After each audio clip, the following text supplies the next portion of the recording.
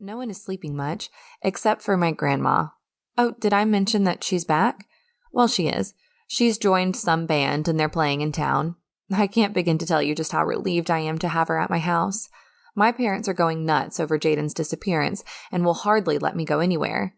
The street is crawling with spider-like men, acting suspicious of everything we do, constantly snooping around.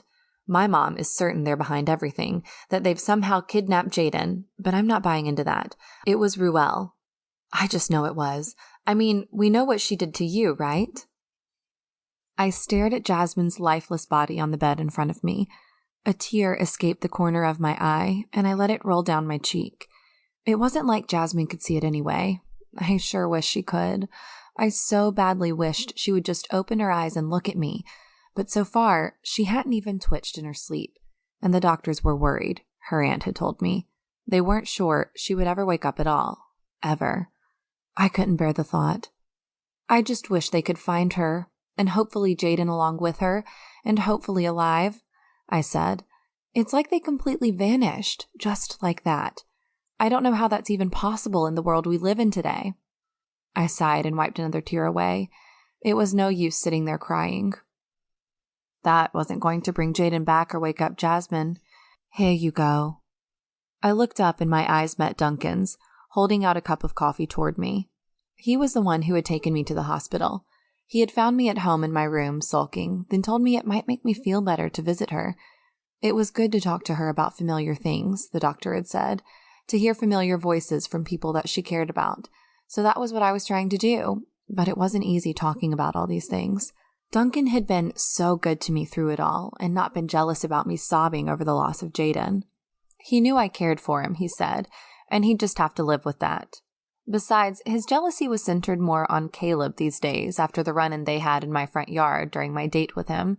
Caleb hadn't asked for more dates, much to my relief, but I had a feeling he wasn't quite finished with me yet. He had managed to keep my mom out of prison for the disappearance of Mr. Aaron, who Jazmine had trapped in a Yeti cup in her room using a spell no one knew how to break. We need you, I whispered to her before sipping from my cup.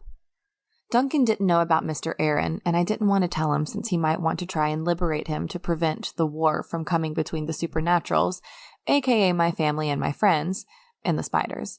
But I could hardly tell him that Ruel's parents had killed 2 more of them when we were saving Amy and Jazmine.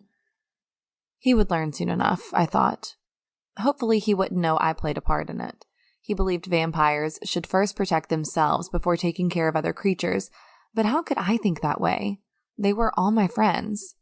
I was never going to make an even, decent vampire. I felt Duncan's hand touch my shoulder lightly. We should get going. Your mom made us dinner. I nodded, then rose to my feet and kissed Jazmine on the forehead. I caressed her cheek, then whispered, Why did you go to her house in the first place? What were you looking for? Duncan stood in the doorway. You coming? I stared at my lifeless friend with a deep sigh, listening to the monitors beeping and the machine breathing for her, chugging away as it did. And that was when I saw it. A small twitch around her nose, like she was wiggling it. Did you see that? I asked, agitated, pointing at Jazmine. Duncan gave me a puzzled look. See what? She wiggled her nose. I'm telling you, she wiggled it. A nurse entered with a bag of fluids in her hand. She wiggled her nose, I said as the nurse looked at the monitor and began to change the IV drip. The nurse nodded, then shrugged. It's just spinal cord reflexes, a twitch if you will. You know, muscle spasms. It's very common. It doesn't have to mean anything. But has she done it before? She tilted her head. It's probably nothing. I stared down at my friend, then at her fingers. Her nails had been completely white since she was put in the hospital. They still were. No color to them whatsoever. I sighed and approached Duncan, who put his arm around my shoulder and pulled me into a hug. His body felt so cold against mine, and it caused me to shiver, but I needed it right now. For some reason, I suddenly missed Jayden's warm hugs, and I almost began to cry. He's dead, isn't he? How else can he have been missing this long? She killed him. That witch killed him.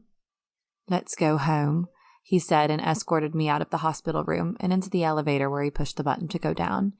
He leaned against the wall with a deep sigh, sounding satisfied.